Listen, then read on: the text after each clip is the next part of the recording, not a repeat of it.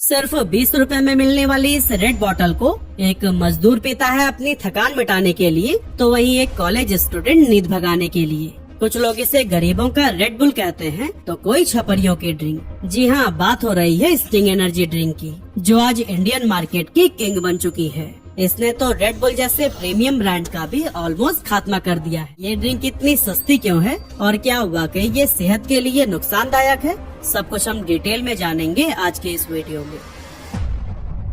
दोस्तों, भारत में energy drink का सफर काफी ज्यादा इंटरेस्टिंग रहा है। सबसे पहले 2001 में कोका कोला ने शॉक नाम से एक एनर्जी ड्रिंक लॉन्च की और 2008 में पेप्सिको ने सोबे के साथ अपनी किस्मत आजमाई। लेकिन दोनों ही अटेम्प्ट्स बुरी तरह से फेल रहे और कुछ ही टाइम में ये ड्रिंक्स मार्केट से गायब हो गयी। लेकिन फिर आया साल 2009 और यहीं से गेम पूरी तरह से बदल गया। इंडियन मार्केट में एंट्री करता है Australian brand red bull. 250 ml का एक चमकदार कैन, करीब 100 रुपए की कीमत और ब्रांडिंग ऐसी जो सीधे कॉलेज जाने वाले यंगस्टर्स और जिम फ्रीक्स को टारगेट करती थी। रेड बुल ने अपने आप को शुरुआत से ही एक कूल ड्रिंक के रूप में प्रेजेंट किया और कुछ ही सालों में इसका मार्केट शेयर 60% से भी ज्यादा हो गया। रेड बुल ने न सिर्फ इंडियन मार्केट में एनर्जी ड्रिंक की एक पूरी कैटेगरी खड़ी की, बल्कि ये भी दिखाया कि एक एनर्जी ड्रिंक लोगों की लाइफस्टाइल का भी हिस्सा बन सकती है। और फिर इसी सक्सेस को ही देखकर मार्केट में एक के बाद एक नए खिलाड़ी कूद पड़े। यूएसए से आया मॉन्स्टर एनर्जी, जो कि इंटरनेशनल लेवल पर रेड बुल का सबसे बड़ा कॉम्पिटिटर माना जाता है। तो वहीं इंडिया में लॉन्च किया गया जिंगा और क्लाउड9। और इन दोनों ही ड्रिंक्स की खास बात थी इनका 25 रुपए वाला अफोर्डेबल प्राइस टैग। और हाँ, कोका कोला भी कहाँ पीछे रहने वाला था। इसने अपना पुराना प्लान फिर से एक्टिवेट किया और लॉन्च किया बर्न नाम का एक एनर्जी ड्रिंक। लेकिन ये सारी कोशिशें ज्यादा देर तक नहीं टिक पाई। कुछ ब्रांड छोटे कस्टमर सेगमेंट में सिमट कर रह गए, तो कुछ बिना कोई शोर शराबे के गायब से हो गए। और इस तरह से 2015 तक इंडियन एनर्जी ड्रिंक मार्केट का असली किंग सिर्फ एक ही था, रेड बुल। इसने खुद को एक प्रीमियम सिंबल बना लिया था, एक ऐसे ड्रिंक जिसे पीकर लोग कूल और क्लासी दिखना चाहते थे। लेकिन दोस्तों, एक तरफ जहां रेड बुल का एम्पायर एक्सपैंड कर रहा था, वहीं दूसरी तरफ पेप्सिको के लिए हालात बुरे होते जा रहे थे। 2008 में सोबे के फेलियर ने पेप्सी के कॉन्फिडेंस को काफी तगड़ा झटका दिया था और उसके बाद से ही वो बस एक परफेक्ट कमबैक अपॉर्चुनिटी की तलाश में था। 2013 से 2016 के बीच पेप्सी, ट्रॉपिकाना और उसके दूसरे कई सारे कोर ब्रांड्स का मार्केट शेयर गिरने लगा था, जिससे इंडिया में पेप्सिको को लगातार लॉसेस फेस करने पड़े। और अब पेप्सिको चाहिए था एक ऐसा दाव जो न सिर्फ उसके पुराने नुकसान की भरपाई कर सके, बल्कि मार्केट में उसकी एक नई पहचान भी बना दे। लेकिन दोस्तों, पेप्सिको अभी अपने गिरते हुए ब्रांड्स और भारी लॉसेस से उबरने की प्लानिंग में लगा ही था, तभी इंडियन रेगुलेटरी एजेंसीज ने एक ऐसा कदम उठा लिया जिसने पूरे एनर्जी ड्रिंक मार्केट को हिलाकर रख दिया। असल में FSSAI यानी food safety and standards authority of India ने दिसंबर 2016 में एक नया रूल इंट्रोड्यूस किया। अब किसी भी एनर्जी ड्रिंक में कैफीन की लिमिट 300 mg पर लीटर से ज्यादा नहीं हो सकती। और फिर इसके बाद 1 जुलाई 2017 को एक और सख्त रूल लागू हुआ कि अब हर बोतल या कैन पर ये क्लियरली लिखना पड़ेगा कि 500 ml से ज्यादा कंजप्शन हेल्थ के लिए हार्मफुल है। इन सख्त नियमों के चलते कुछ एनर्जी ड्रिंक जिनमें हानिकारक इंग्रेडिएंट्स इस्तेमाल किए जा रहे थे, उन पर बैन लग गया और भारत की एनर्जी ड्रिंक मार्केट में एक खाली स्पेस बन गया। पेप्सिको ने भी ये मौका देखा और ये डिसाइड किया कि वो इसी गैप को ही फिल करेंगे। यही सोचकर 2017 में उन्होंने स्टिंग नाम की एक एनर्जी ड्रिंक इंडियन मार्केट में लॉन्च कर दी। इंटरेस्टिंग बात ये थी कि स्टिंग पेप्सिको का अपना ब्रांड नहीं था। असल में इस एनर्जी ड्रिंक की शुरुआत रॉकस्टार नाम की एक अमेरिकन कंपनी ने की थी। रॉकस्टार ने स्टिंग को पहले टेस्ट किया था साउथ ईस्ट एशिया के 2 देशों में, फिलीपींस और वियतनाम, क्योंकि वहाँ की मार्केट में वैल्यू फॉर मनी प्रोडक्ट्स की बहुत डिमांड थी और इसीलिए उन देशों में स्टिंग काफी सफल भी रही। पेप्सिको ने देखा कि इंडियन मार्केट भी फिलीपींस और वियतनाम से काफी मिलती जुलती है, इसीलिए उन्होंने वही स्ट्रैटेजी अपनाते हुए स्टिंग को खरीद लिया और उसे इंडिया में लेकर आए। इंडिया में स्टिंग का लॉन्च सीधा सीधा एक ही टारगेट के साथ किया गया था और वो था रेड बुल के मार्केट शेयर को हथियाना। इसीलिए जब स्टिंग लॉन्च हुई तो फिर वो आई रेड बुल जैसे ही 250 ml की कैन में, लेकिन प्राइस था एग्जैक्टली आधा, यानी सिर्फ 50 रुपए। शुरुआत में पेप्सिको स्टिंग को एक प्योर एनर्जी ड्रिंक की जगह नॉर्मल सॉफ्ट ड्रिंक की तरह पोजीशन करना चाहता था। मतलब एक ऐसी ड्रिंक जो रेड बुल की तरह हाई स्टेटस का सिंबल न रहे, बल्कि आम आदमी भी बिना सोचे समझे उसे कंज्यूम कर सके। लेकिन शुरुआती कुछ साल स्टिंग के लिए आसान नहीं थे, क्योंकि उस टाइम इंडिया में एनर्जी ड्रिंक एक निश प्रोडक्ट की तरह देखा जाता था। मतलब एक ऐसी ड्रिंक जो कि कभी कभी लोग शौक के तौर पर कंज्यूम करते थे। ऊपर से पेप्सिको ने इस ड्रिंक को लॉन्च करते टाइम कोई बड़ा सेलिब्रिटी कैंपेन या फिर हाई बजट टीवी एड्स भी नहीं चलाया था, बल्कि वो सिर्फ अपने मजबूत डिस्ट्रीब्यूशन नेटवर्क के दम पर बिना ज्यादा शोर शराबे के ही स्टिंग को मार्केट में लेकर आए थे। इसीलिए शुरुआत के लगभग 2 साल स्टिंग के लिए कुछ खास नहीं रहे, मगर फिर धीरे धीरे इसने अपनी जगह बनानी शुरू की, खासकर उन शहरों और कस्बों में जहाँ रेड बुल जैसे ड्रिंक्स की रीच कम थी। लेकिन असली गेम तब चेंज हुआ जब 2020 में पेप्सिको ने स्टिंग को एक नए अंदाज में लॉन्च किया। 250 ml की पेट बॉटल और कीमत सिर्फ 20 रुपए। अब दोस्तों, ये प्राइसिंग कोई छोटी बात नहीं थी, बल्कि ये वो फैसला था जिसने पूरी एनर्जी ड्रिंक इंडस्ट्री को हिला कर रख दिया था। अब स्टिंग एक प्रीमियम प्रोडक्ट नहीं रहा, बल्कि एक ऐसा प्रोडक्ट बन चुका था जो कि आम सॉफ्ट ड्रिंक के बराबर खड़ा था। पहली बार एक एनर्जी ड्रिंक उस लेवल पर पहुंच चुकी थी जहां गली के पान वाले से लेकर गांव के जनरल स्टोर तक हर कोई इसे स्टॉक करने लगा था। रेड बुल अब भी 100 रुपए में था और स्टिंग सिर्फ 20 रुपए में। कुछ ही महीनों में जो ड्रिंक पहले सिर्फ कूल कैफेज और नाइट क्लब में दिखती थी, वो अब स्टूडेंट्स, मजदूरों और ऑटो ड्राइवर्स की पहली पसंद बन गई। पेप्सिको की स्ट्रॉन्ग सप्लाई चेन और एग्रेसिव प्राइसिंग स्ट्रेटेजी का जादू ऐसा चला कि सेल्स आसमान छूने लगी। और 2020 के बाद स्टिंग ने जो रफ्तार पकड़ी, उसकी पेप्सिको को भी शायद उम्मीद नहीं थी। रिपोर्ट्स के मुताबिक 2021 में इंडिया के अंदर स्टिंग ने करीब 2.3 करोड़ बॉटल्स बेचे। फिर 2022 में ये नंबर बढ़कर 6.5 करोड़ हो गया और 2023 में तो रिकॉर्ड ही टूट गया, 11 करोड़ बॉटल्स बिक गए। मतलब कि सिर्फ 4 सालों में ही स्टिंग ने इंडियन एनर्जी ड्रिंक मार्केट का पूरा नक्शा ही बदल दिया। 2018 में जहां रेड बुल के पास 75% मार्केट शेयर होता था, 2023 तक स्टिंग अकेला 90% शेयर का किंग बन चुका था, जबकि रेड बुल का शेयर गिरकर सिर्फ 7% पर आ गया। यहाँ तक कि पेप्सिको का भी कहना है कि स्टिंग की ग्रोथ रेट पिछले 30 सालों में किसी भी सॉफ्ट ड्रिंक ब्रांड से कहीं ज्यादा रही है।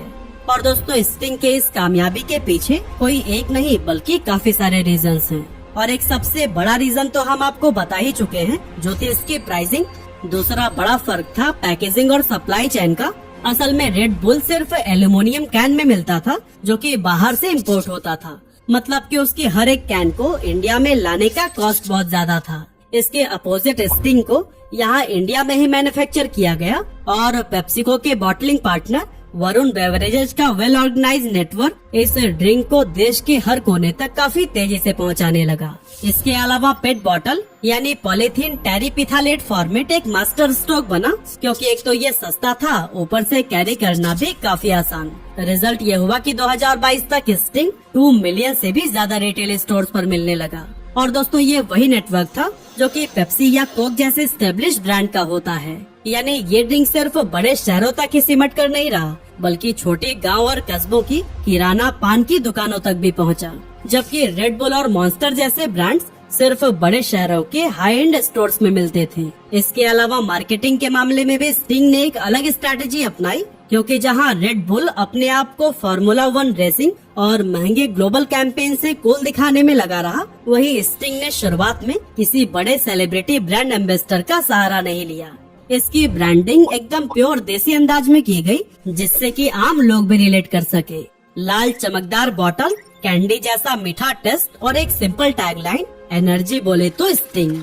यही वजह थी कि 2019 से 2021 के बीच स्टिंग बिना किसी बड़े सेलिब्रिटी प्रमोशन के भी वायरल होता चला गया और लोग इसके टेस्ट और इंस्टेंट एनर्जी इफेक्ट के बारे में सोशल मीडिया पर भी बात करने लगे। लेकिन फिर इसके बाद पेप्सिको ने स्टिंग की रीच को नेक्स्ट लेवल पर ले जाने के लिए अपना मार्केटिंग स्किल बढ़ाया और बॉलीवुड एक्टर अक्षय कुमार को ब्रांड एम्बेसडर बना लिया। अब स्टिंग की रीच सिर्फ दुकानों पर नहीं, बल्कि टीवी स्क्रीन्स और थिएटर्स तक फैलने लगी।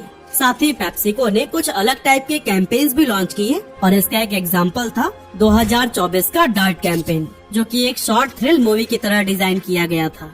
इस एड को पूरे देश के पीवीआर सिनेमाज में 2 मिनट की एक छोटी सी मूवी के रूप में दिखाया गया। 133 सेकंड के इस एड में एक इंटरेस्टिंग कहानी दिखाई गई, जिसमें एक सिक्योरिटी गार्ड स्टिंग पीकर एनर्जी से भर जाता है और एक स्नाइपर की साजिश को नाकाम कर देता है, जिससे एक इंडस्ट्री टाइकून की जान बच जाती है। लेकिन दोस्तों, जैसे जैसे स्टिंग की पॉपुलैरिटी बढ़ी, वैसे इसके चारों तरफ कुछ परसेप्शंस भी बनने लगी, जैसे कि इसकी कम कीमत की वजह से काफी सारे लोग इसे गरीबों का रेड बुल कहने लगे। साथ ही बहुत सारे लोगों ने इसे छपरियों की एनर्जी ड्रिंक का भी नाम दिया। अब दोस्तों, इसके पीछे एक हार्श लेकिन असल सच था कि स्टिंग के सबसे बड़े खरीदार वो दिहाड़ी मजदूरी करने वाले लोग बने, जो कि हर रोज जी तोड़ मेहनत वाला काम करते हैं। थकान से टूटा हुआ मजदूर, दिन भर रोड पर रिक्शा खींचने वाला या फिर एक कंस्ट्रक्शन वर्कर, ये लोग स्टिंग इसलिए पीते हैं क्योंकि इससे इन्हें सस्ते में वो इंस्टेंट एनर्जी मिलती है, जो कि इनके काम में बहुत हेल्प करती है। लेकिन फिर दोस्तों, इसके बाद से पढ़े लिखे तबके के बहुत सारे शहरी लोग अब स्टिंग पीने में शर्म महसूस करने लगे। सोचिए, एक ड्रिंक जो एनर्जी के लिए बनी थी, उसे क्लास और सोशल इमेज के तराजू में तौला जाने लगा। लेकिन सच्चाई ये भी है कि इंडिया की मेजोरिटी पॉपुलेशन उन्हीं लोगों से ही बनी है जो कि स्टिंग को रोज कंज्यूम करते हैं, बिना किसी ब्रांड परसेप्शन के, सिर्फ अपनी जिंदगी की थकान मिटाने के लिए। और यही वजह है कि इन सोशल स्टेरियोटाइप के बावजूद स्टिंग की ग्रोथ कभी नहीं रुकी।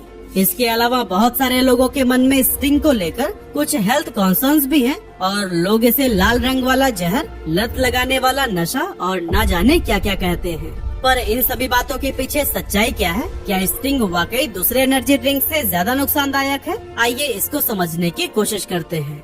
वैसे आगे बढ़ने से पहले मैं आपको एक डिस्क्लेमर देना चाहता हूँ कि जो भी इन्फॉर्मेशन मैं आपको शेयर करने वाला हूँ, वो पूरी तरह इंटरनेट पर की गई रिसर्च पर बेस्ड है और मैं किसी भी ड्रिंक को पीने के लिए आपको प्रमोट या इनकरेज नहीं कर रहा हूँ। सबसे पहले बात करते हैं स्टिंग के लाल रंग की, जिसके चलते लोग इसकी तुलना जहर से कर देते हैं। लेकिन हकीकत ये है कि इसका ये चटक लाल रंग एलुरा रेड एसी जैसे फूड कलर से आता है, जो कि भारत में FSSAI अप्रूव्ड है। हाँ, ज्यादा मात्रा में ये भी शरीर पर बुरा असर डाल सकता है, लेकिन वो तब होगा जब आप लंबे समय तक हर रोज 2-3 बॉटल्स पी रहे हों। इसके अलावा स्टिंग के लिए लोगों में एक परसेप्शन ये भी बहुत कॉमन है कि इससे दिल कमजोर होता है और हार्ट अटैक हो सकता है, क्योंकि कुछ लोगों को स्टिंग पीने के बाद से हार्ट रेट बढ़ने की प्रॉब्लम होती है। लेकिन असल हकीकत ये है कि ऐसा कैफीन की वजह से होता है, जो कि हर एनर्जी ड्रिंक का एक कॉमन इंग्रेडिएंट है।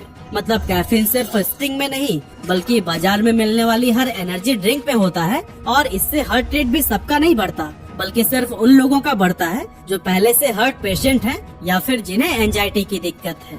अगर स्टिंग की बात करें तो उसकी एक 250 ml की बोतल में लगभग 72 mg कैफीन होता है और ये क्वांटिटी एक नॉर्मल कप कॉफी से लगभग 1.5 गुना ज्यादा है। इसी तरह से रेड बुल की 250 ml के कैन में करीब 80 mg कैफीन होता है। मतलब कैफीन के मामले में स्टिंग और red bull almost same level पर हैं। लेकिन बात जब चीनी की होती है तो यहाँ पर एक बड़ा डिफरेंस सामने आता है।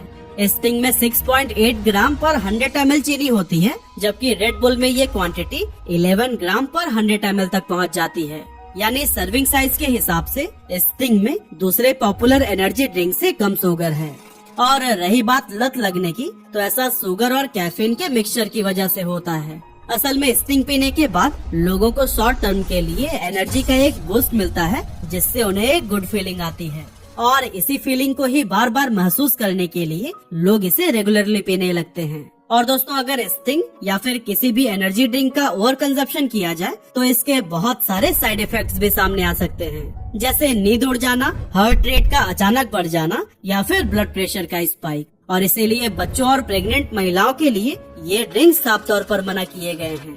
लेकिन दोस्तों, अब सवाल उठता है कि आज के दौर पर स्टिंग खड़ा कहाँ है और इसका फ्यूचर क्या है। देखिए दोस्तों, 2024 की एक रिपोर्ट के मुताबिक इंडिया की एनर्जी ड्रिंक मार्केट 7800 करोड़ रुपए से ज्यादा की हो चुकी है और अनुमान है कि 2030 तक ये 16,000 करोड़ रुपए को भी क्रॉस कर जाएगी। और क्योंकि स्टिंग इस मार्केट का सबसे बड़ा प्लेयर है, इसीलिए आने वाले कुछ सालों में ये 1.5 से 2 गुना तक ग्रो कर सकता है। रेड बुल, जो एक टाइम पर भारत में एनर्जी ड्रिंक का दूसरा नाम माना जाता था, अब सेल्स और मार्केट शेयर की रेस में बहुत पीछे छूट गया है।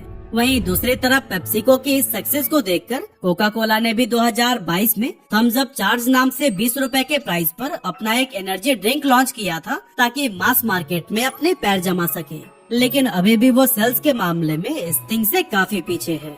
और दोस्तों, पेप्सिको भी सिर्फ एक प्रोडक्ट लॉन्च करके ही नहीं रुक गया, बल्कि वो लगातार नए फ्लेवर्स भी ला रहा है। फिलहाल की अगर बात करें तो स्टिंग रेड के अलावा ब्लू करंट और गोल्ड नाइट फ्यूल, ये 2 फ्लेवर्स भी इंडियन मार्केट में अवेलेबल हैं।